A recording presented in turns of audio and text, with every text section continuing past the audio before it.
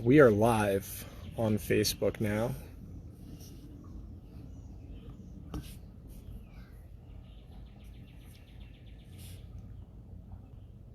We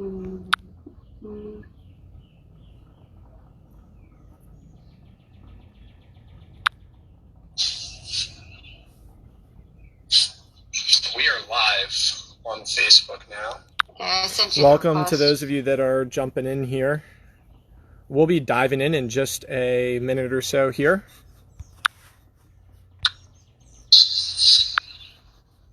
We are live on Facebook now.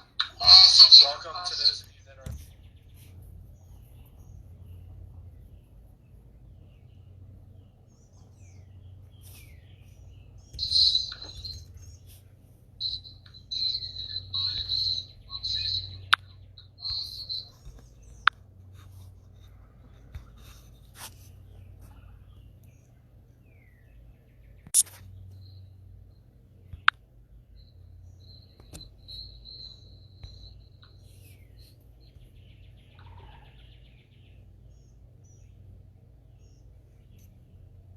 Welcome to those of you that are jumping on here. We're going to start in just a couple seconds here. Hoping that we are going to be able to get Jessica in here. So let's see here. Jessica, are you logged into Facebook? I am. I'm doing my best to log in with you. Okay, awesome. For those of you that are on Facebook Live here, love it if you could just post into the comment section for us and let us know how our audio is. Make sure that we get off to a smooth start here. How do we sound? It's been a little while since I've used Facebook Live, so pardon my slowness here.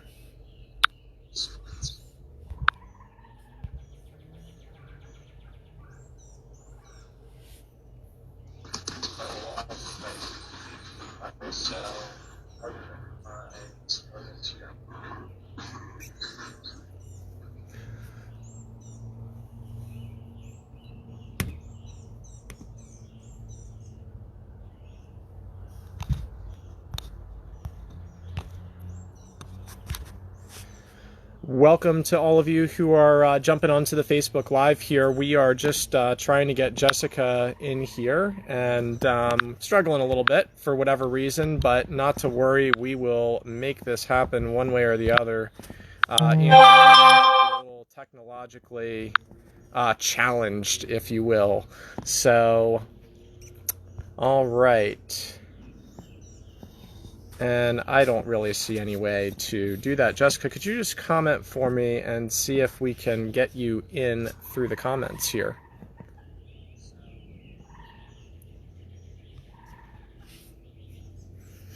All right, well, here's what we're going to do here. We're not going to waste too much time here just trying to figure out technology. Sometimes technology is not your friend. Right now, technology is not my friend, so I apologize for that. Thank you all so much for jumping on the Ask the Trainer live call here this evening. Jessica is here with us in virtual spirit because I couldn't get her into the Zoom call or into the Facebook Live here, but hopefully you guys will be able to hear her audio because we're going to bring her in a different way. So just real quick here, I just wanted to go ahead and say thank you to those of you who are joining us here again. A lot of you clients have been doing the Zoom version of this call, and we decided that we wanted to change it up and bring it to Facebook Live. So thank you for coming back. And for those of you that are new and haven't been on the call with us before, we are so grateful that you decided to join us this evening. We hope to deliver you some really valuable information that makes life easier with your dog. One of our big things that we talk a lot about at DogiZone is what our brand promise is to all of our clients and to the market. And our goal at DogiZone, and the reason why we exist really, is to make dog ownership easier for people. We've realized that the harder dog ownership is, the more likely dogs are to be given up and to be euthanized and all sorts of things that we don't like to see happen. So everything that we do really revolves around improving you and your dog's life and we're going to help to do that by making life easier for you. So we're excited to do that here this evening. We have some questions that were submitted to us prior to this, so we're going to go ahead and answer some of those questions. We're also going to take some live questions that come in from you all. So just because I'm struggling so much technologically this evening, what I would love if you all could do is if you could just put into the comments, what is one word that describes how your dog is behaving today? Just give us one word that describes how your dog is behaving today. Go ahead and throw that into the chat bar for us. I'm curious to see what type of answers we get here, because this may start to affect some of the stuff that we do here on the call.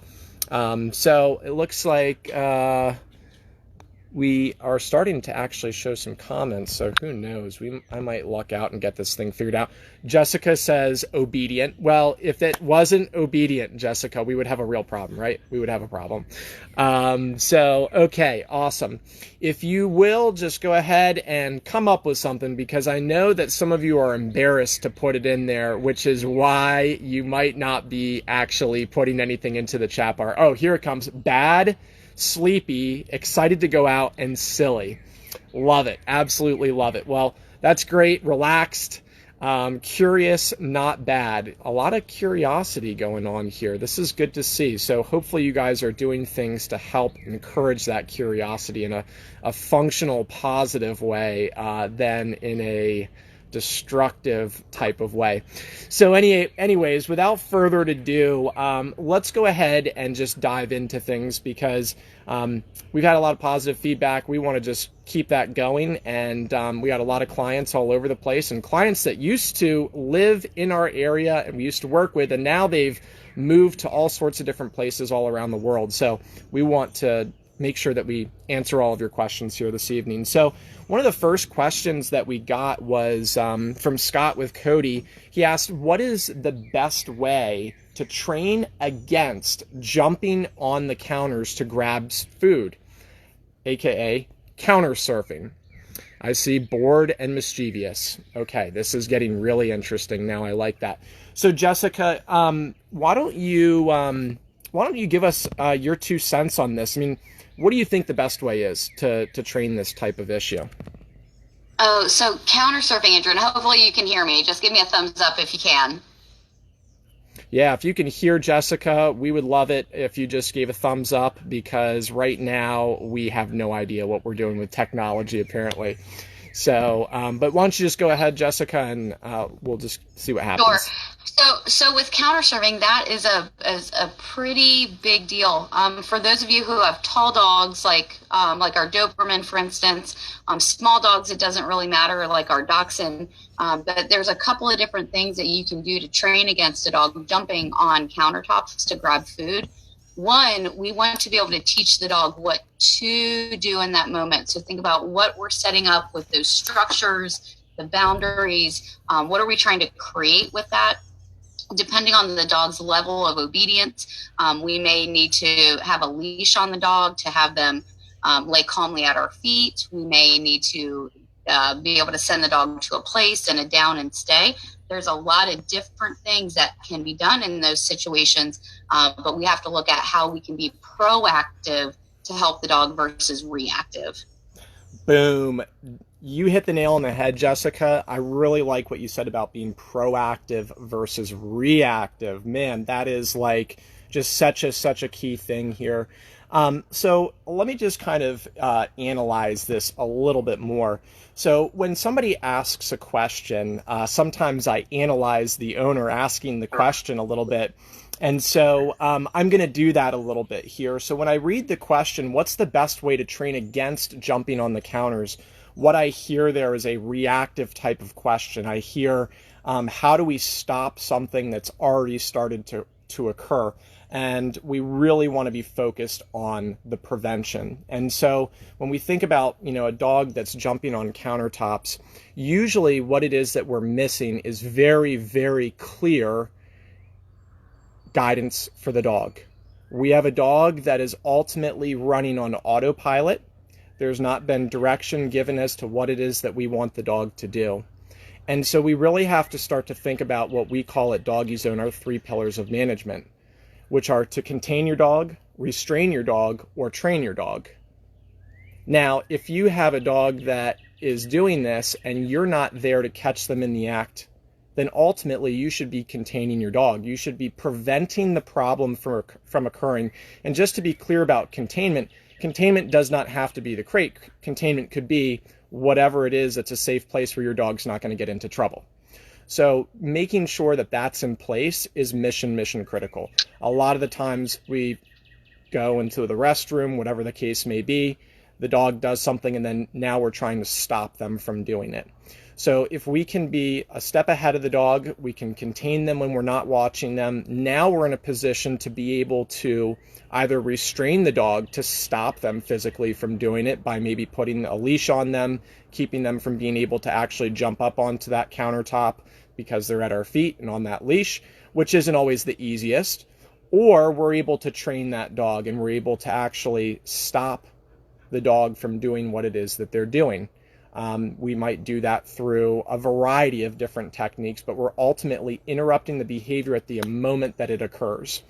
And so, this idea of being proactive, I think, is really important. I think it really is the way to go. But let's take a step back and talk about the other side of this, which is really what his question was about. And I don't want to discredit what he's asking because sometimes we are late to the game. Sometimes we just aren't on top of it. And if I were to tell you that, I'm always right on top of it, I would be lying to you because my dogs, they're pretty good, but they're not perfect, and no dog is. So if you have that situation that comes up and you have the dog, you catch them in the act of jumping up onto the countertop, really what it is that you want to try to do is find a way to interrupt that behavior.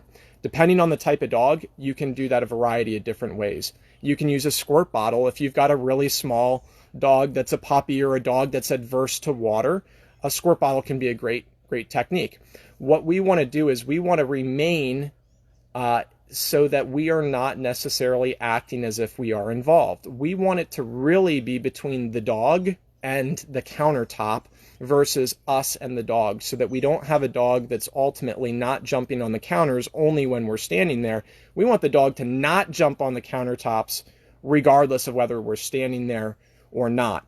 So this is where it really becomes challenging. And for many of you that know my history and know where it is that I've come from in my background, many of you know that, I got into dog training because I started off with a dog that ran away, stole stuff off the countertop, chased cats around the house. And the solution for him was an invisible fence, because I just was, at the time, especially at that point in my life, I was 14 years old. So you can imagine at 14 years of age, attention span to being really good at dog training, not there quite yet. And I was really just frustrated. My mom was always upset that the turkey got stolen on Thanksgiving dinner and, all sorts of things like that. So the invisible fence acted as a way to make sure that the dog was going to get reinforcement that they shouldn't be jumping up on the countertop regardless of whether I was there or not. There are some other devices that you can get that can be very helpful. There's things like scat mats, which I'm not a huge fan of, but some people do find them to be effective. And I'm not here to tell you that there's one way to do this and only one way. You just have to figure out what works for you and your dog. So what I would encourage you to do is look into something like that. Flappy trainers are a little paddle that's kind of connected to a mouse trap. So if a dog touches it, it just makes a huge disruption. I've seen people do all sorts of interesting things like that, where if the dog goes up and jumps on the countertop, it's going to interrupt the behavior whether you're standing there or not. And that's really what it is that you want to have to achieve this level of the dog's not touching the countertop, whether I'm there or whether I'm not. And the other thing that I would just add to this is when you think about a dog jumping on the countertop, the same rules apply to dogs that jump on furniture. Okay, it's really kind of no different. So for those of you that might be out there struggling with that type of thing, I would certainly encourage you to try that with dogs that jump up on furniture. So hopefully that answers Scott's question and provides some good insight. Jessica, did I spur anything up for you while I was going on this crazy long rant here? No, it's okay for you to go down that rabbit hole. You hit the nail on the head with a lot of the different devices and other tools that are available, rather than just the formal obedience management side of things. Awesome, awesome. So the next question that we had sent in to us is from Elizabeth with Jacques, and her question is any moving tips, big, wide. Just see if we can unpack this a little bit. She is ultimately moving in October from an apartment to a house with a yard. They have access to the property already. That's pretty cool. That seems interesting. And they get to visit from time to time. So they get super excited, and the dog sniffs around and, is having a great time while they're there visiting the property. But I think she just wants to make sure that she's not running into problems as we go through this transition. So Jessica, any thoughts jumping out to you as to how you'd handle that? Well, the fact that they get access to the property before they move there, I think, is incredible, because it gives a good amount of time. October is pretty far away, to be able to work on teaching Jacques what to do when he is at the property. And thinking about, again, depending on the level of obedience of the dog and where he's at with his training, being able to coach, guide, manage, and train the dog of what to do. So, doing some let's go exercises around the neighborhood. When he's getting very excited, calling him to you and making him sit. Always think about teaching the dog what to do in all of these moments. Different around what you don't want him to do. We want him to be focused. We want him to pay attention and to be able to respond reliably to our directions. So little by little, as they're going to the property, one day they may make it 15 feet into the property. The next couple of days, they may make it 20 feet into the property. The idea is to be able to teach him what to do and what instructions to follow, rather than just letting it be a free-for-all. That's awesome. That's awesome. So, one of the things that I would also kind of just keep in mind is that, dogs are creatures of habit. And so the more of a routine that you can maintain between the two places, the better. When I talk about routine, there's so much that goes into it. And quite honestly, I would, I don't know if I can go through all of it, but really we want to think about, what is it that we typically do on a day-to-day basis? What are the sights, the sounds, the smells that the dog's experiencing? Okay, so are we walking the dog on a regular basis? Where are we walking the dog? How is it that we can keep that same routine, whether we're at the old property or at the new property? The more that we can keep those things consistent, the easier of a transition it is. Another thing, the day of moving, I know that, there's a ton of different options out there, but you got to find a trusted pet care provider for that moving day. There's just so much stress. I mean, how stressed you are when you're moving, and we'll just say for the dogs, if I had to take a guess, that stress is probably maybe doubled or tripled, because they are so routine oriented, which is why they come to you at 5:30 at night and start whining and crying each night, right? So keeping that up to speed is super important. I would also say, from an exercise perspective, increase the amount of exercise that you're doing. So if you're typically walking the dog 45 minutes twice a day, I would maybe kick that up a little bit.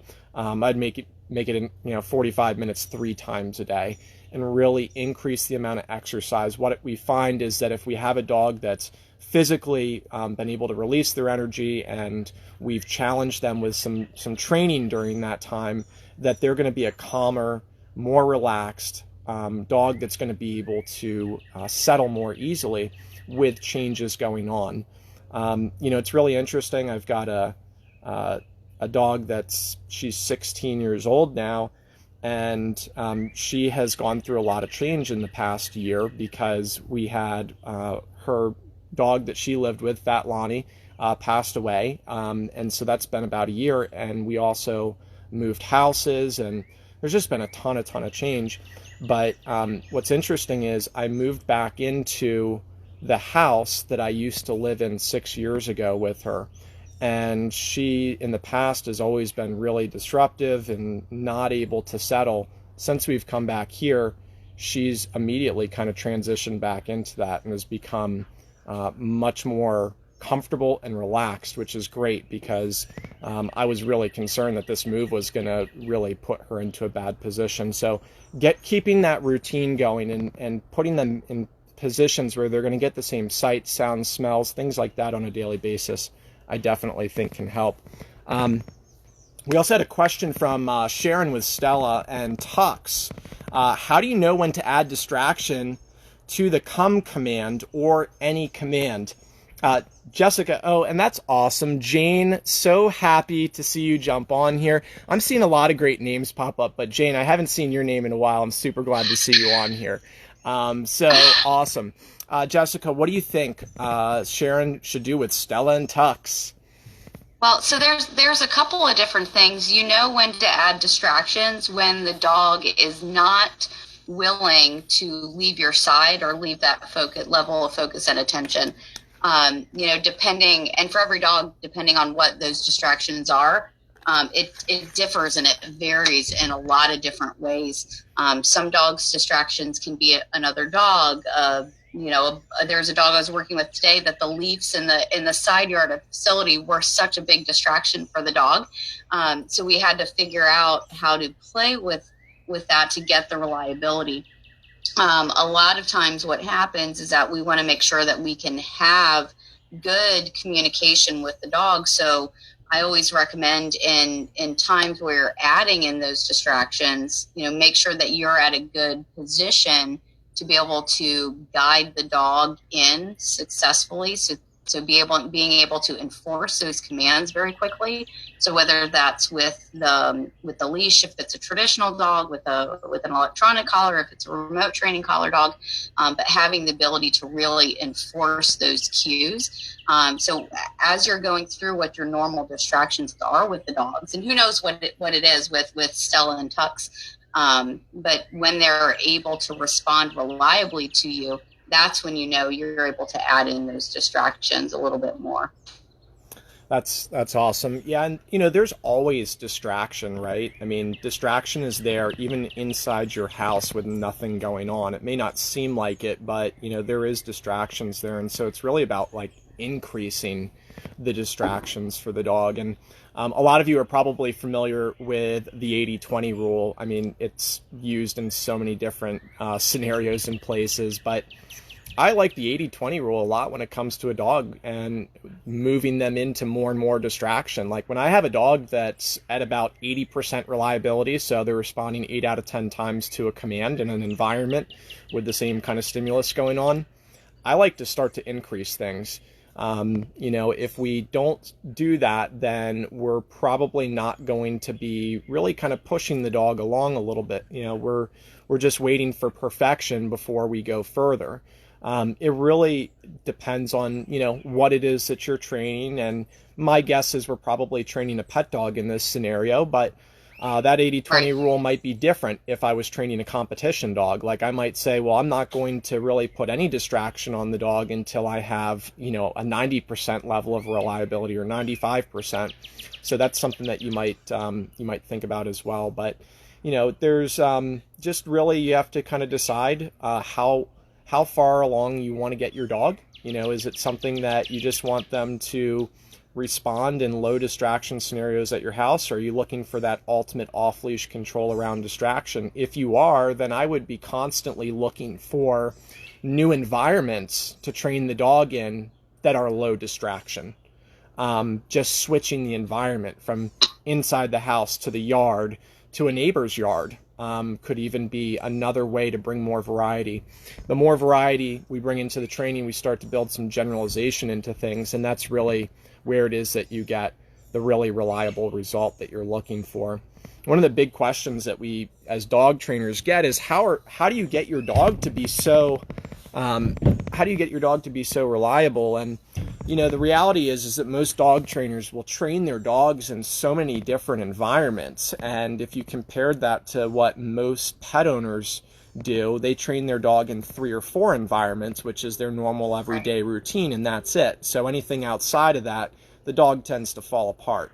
When I first started training dogs, and I was training dogs at PetSmart and Invisible Fence and, privately at people's homes, I was, 5-10 places a day with my dogs in my truck going places. They'd get out, we'd work for 5 minutes, they'd get back in the truck, we'd go to another, we're just constantly in and out of different environments. So I would tell you that, if you feel like you're getting bored, just switch up the environments. It doesn't mean that you necessarily have to go throw your dog into the dog park and practice that recall out of a group of dogs, but there's a lot that you can do before moving to that. So hopefully that answers Sharon's question. And I know we're getting a little close to 7:30 here, but if you all are okay with it, we were going to just do 30 minutes tonight, but it looks like there's a few of you watching. So if it's okay, we'll just keep delivering some more information to you. And I'll answer some of these questions that we've also had come in on the feed here. Before we do that, I do want to make sure that we take a second to talk a little bit about getting back to normal, because some of you are here in Maryland, some of you are in Montgomery County, and some of you are not. But if you're not in Montgomery or PG County, you're definitely heard that things are going to be starting to go to phase 1 of normalizing. I don't think Montgomery and PG are yet, but that being said, I think everybody wants to start normalizing anyways. So we'll give you some tips just to, kind of think about, in the meantime. So, Jessica, I was just kind of curious on, your opinion. I know I talked about extra exercise earlier, which I think is, again, one of those big things that we need to think about as we transition back to our normal working routines and going back to work. But did you have some thoughts around what other things people can be doing? Robert Walter, welcome. Thanks for jumping on. I was looking at a picture of Boomer in our waiting room the other day, and I think that I'm going to take it down and mail it to you. So if you want that, please let me know, and I will take it down and mail it to you, because I was looking at it going, that's a great picture. So those of you that have been in our training evaluation room, we have an awesome picture of his dog Boomer in there. Sorry, tangent. Jessica, what do you think here? No, it's okay. I saw Robert's name pop up, and I said, "Oh my goodness, Boomer!" The days we had when we were up in Urbana, I love it. When we talk about getting the dogs back to a normal routine and schedule, I think that's the challenging part for those who have been quarantined for 6, 7, 8 weeks since all of this happened. Depending on when their life is transitioning back to normal, they want to be able to prepare their dogs and their family for that as such. I started in the past week or so putting my dogs in a more strict rotation of in and out of the kennels to kind of prepare themselves for the day of today that I returned back to work at DogiZone, so they didn't have a hard time. I think the biggest challenge that we've seen when we've been doing some of these virtual lessons and evaluations has been worried about the dogs potentially getting some separation or isolation anxiety in those moments when everybody's returning back to work. So getting them on a good set structure and routine of what that might look like with everybody's return to what their normal is going to be, having a good schedule of when the dogs are contained, if they do get to containment during the day, what life looks like out of containment, so getting plenty of engagement. Remember, quantity is better than quality if you can get it. Extra exercise and long walks and hikes on beautiful days like today are all things that are going to help prepare the dogs for that switch to the new normal. That's awesome. That's awesome. I got distracted reading some of the comments, so I apologize if I say something over again. But I think, one of the big things is, a lot of you just crate your dogs when you leave to go to work. So that just changing that, and starting to crate your dog while you're actually home is a very big step in moving back to that. So, If you crate your dog while you're at work for 8 hours a day, well, I'm not saying you have to crate your dog 8 hours a day while you're home with them, but if you do want to get them back to that routine, then you want to be building that back up so that they ultimately are familiar with that. So why don't we do this here? We got a couple of questions here that came through here, and I'd like to just scroll through here and make sure that I don't miss any of them. And it looks like any tips for attention away from squirrels? I carry high value treats and I have a check-in word. I use a martingale and there's no pulling, just total distraction. Okay, so it sounds to me like we have a dog that is obsessed with squirrels. Shocker. And we got a few of those. So, Jessica, what do you think? So it sounds like with this particular dog, there's no pulling on the leash, which is awesome to hear, and especially being on a martingale collar, so no like heavy duty training collar there. The idea is that if we can't get the dog to turn and look to us, so he's not pulling, but he's just not focused and paying attention.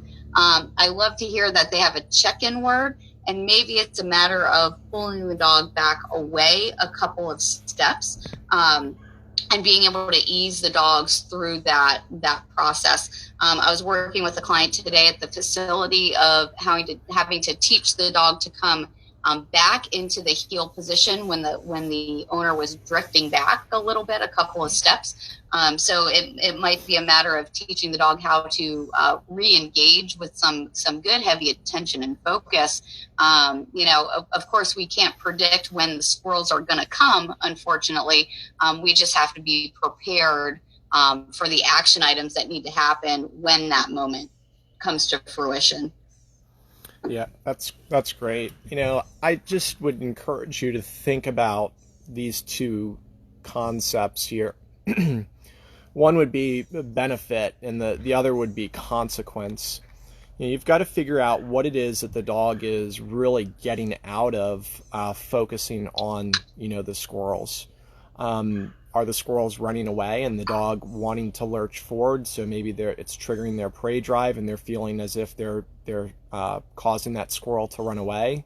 But at the end of the day, I think that you either need to find something that's of higher value, and I know you said you're using a high value treat, but it may not be high enough.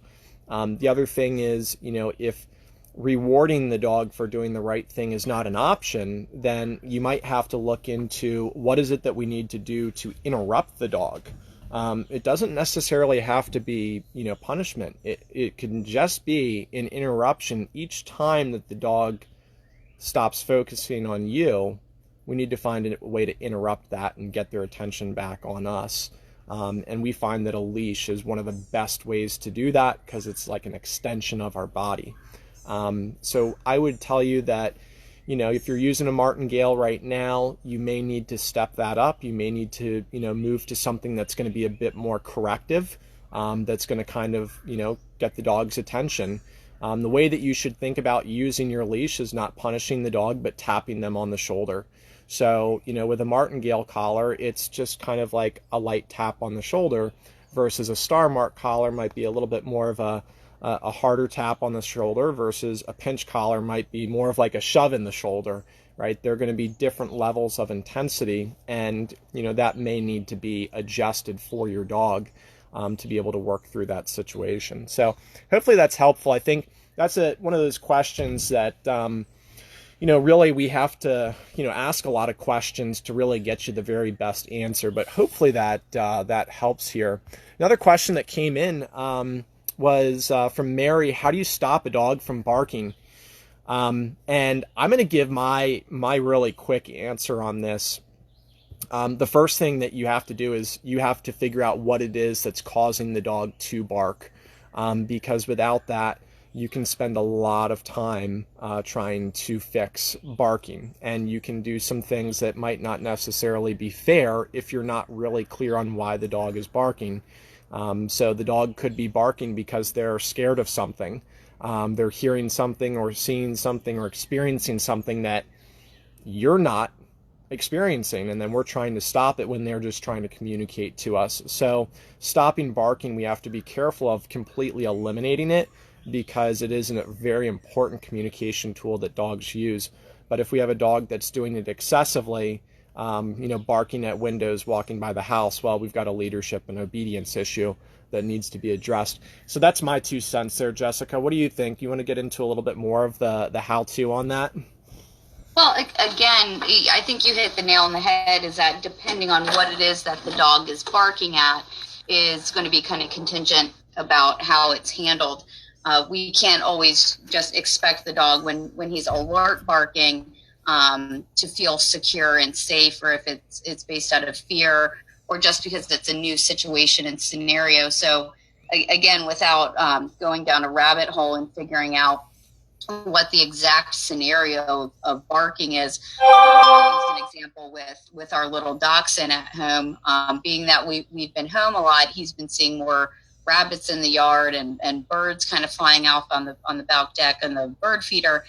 So when he sees those things, he will bark. I mean, he's a badger dog, so he likes to be able to want to chase those things. So for me, it's important to think about teaching him what to do when that is occurring.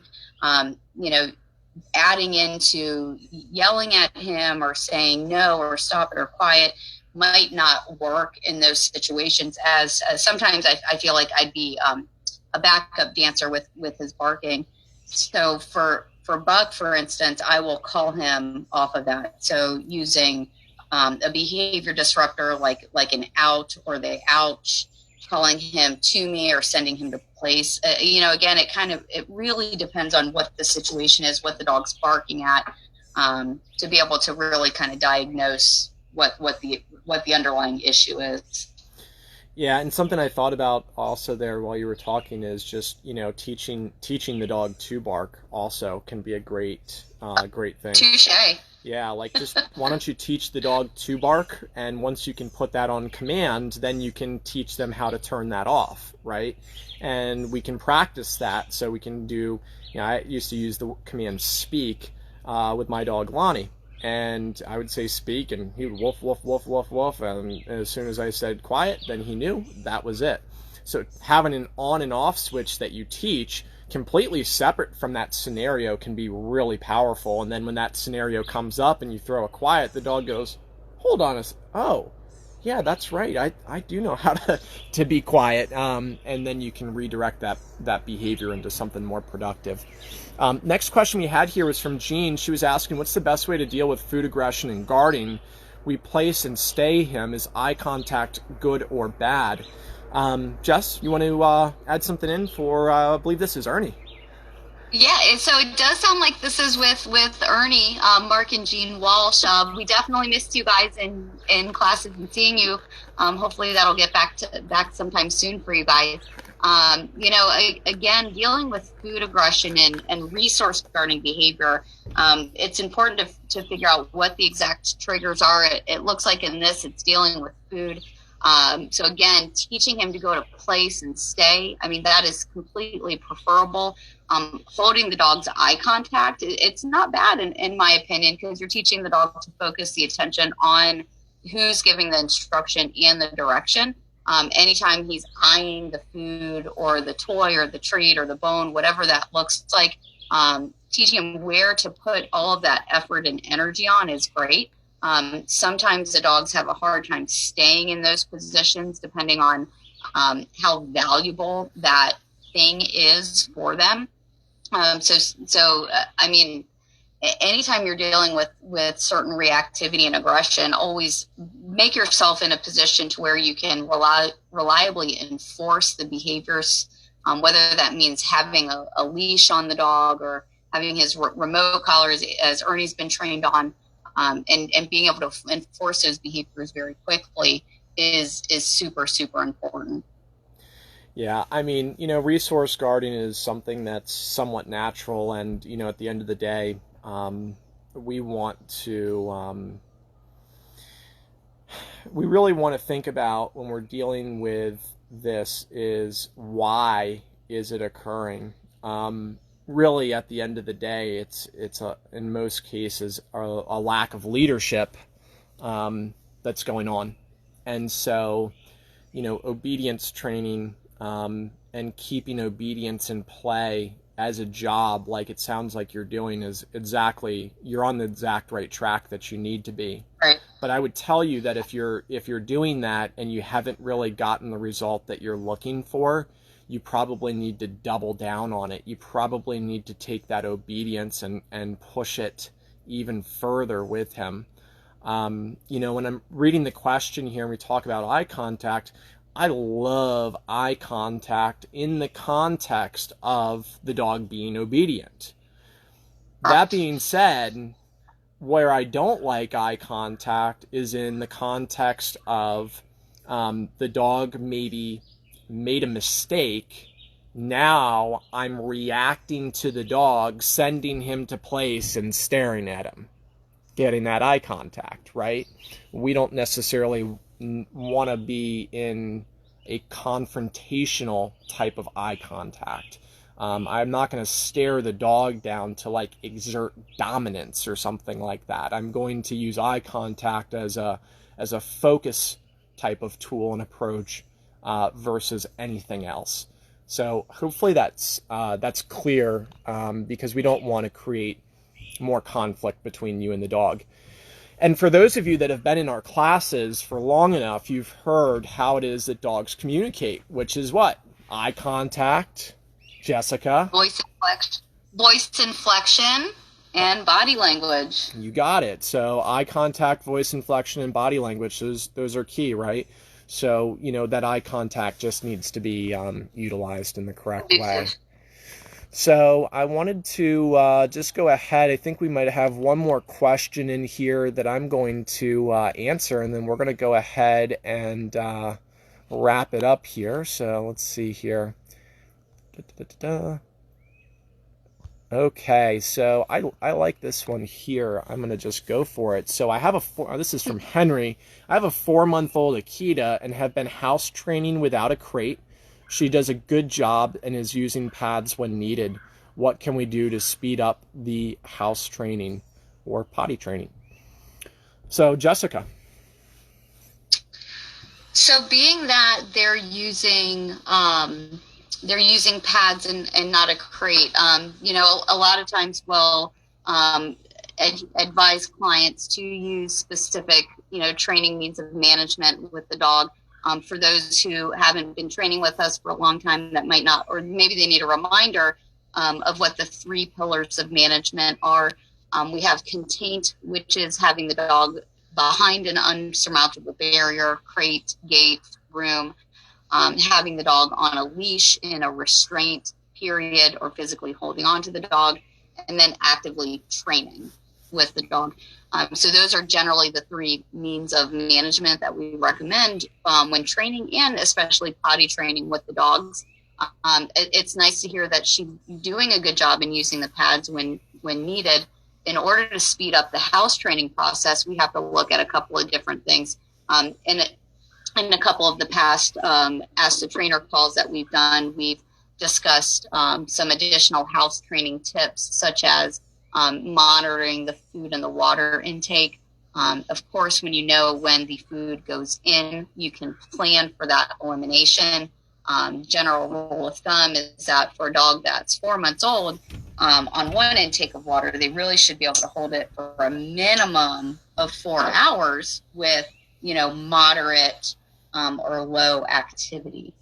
So we would want to, look at getting the dog on a good regimented feeding and watering schedule, and being able to have the dog on a good elimination outing schedule, or teaching the dog to go specifically to the pads on cue, Awesome. That's great.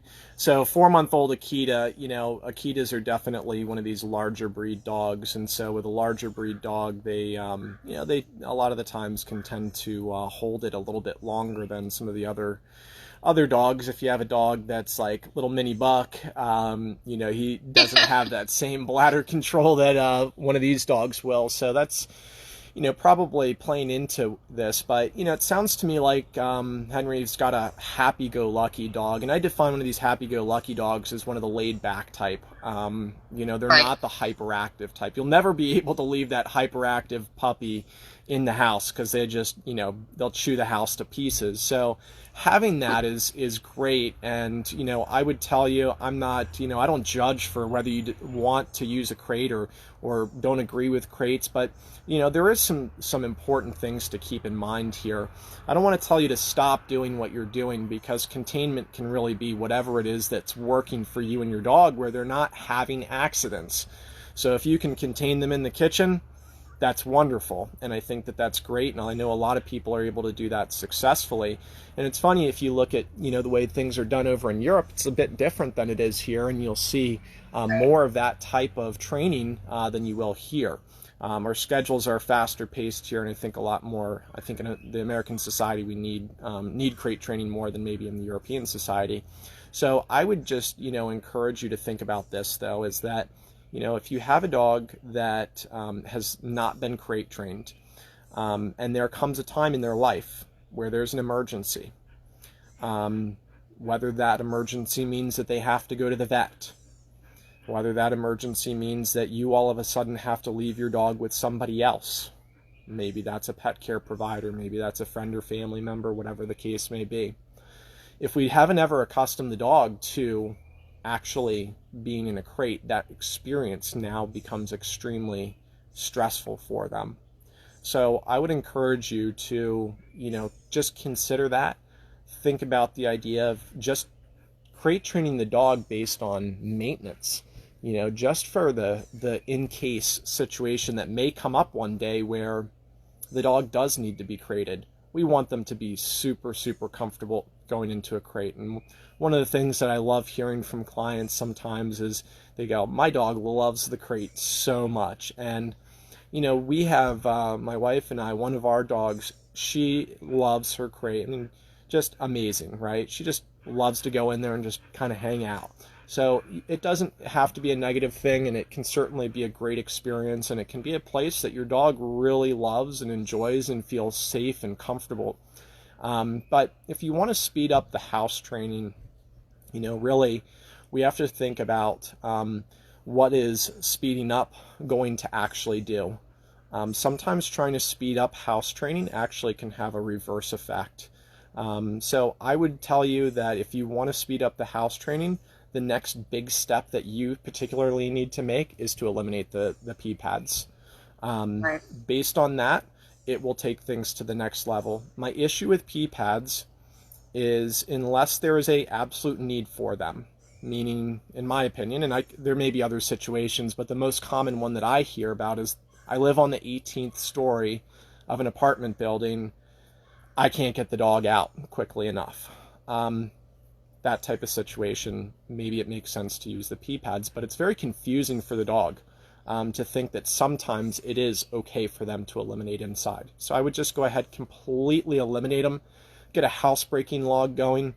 We have a housebreaking log that we would be more than happy to share with anybody who's housebreaking a puppy right now during COVID. Email info@DogiZone.com. And Jessica, if you'd throw that into the comments here, if you just send us an email and just say housebreaking log in the subject line, we will go ahead and send you a copy of that to your email address so that you can start to log that. Once you see the schedule that the dog is on, that's going to allow you to figure out what it is that you can start tweaking to start expanding the amount of time between taking the dog out for elimination breaks and that type of thing. So hopefully that helps, Henry. We are going to go ahead and wrap this up and put a bow on it. We certainly hope that you guys found value in this tonight. If you did, we would love it if you would just go ahead and post a comment for us below, give us a like, or give us a share. That would mean the world to us. We are going to be planning on being on here next Wednesday at 7:04 p.m. Who knows, maybe I'll actually get this technology thing fixed and Jessica can show her face on here with me. So Next time, hopefully. Yes, next time we're going to make it work. Super grateful for all of you that jumped on. We love the support and we look forward to seeing you soon. We hope that you have a better than great evening and we'll talk to you soon.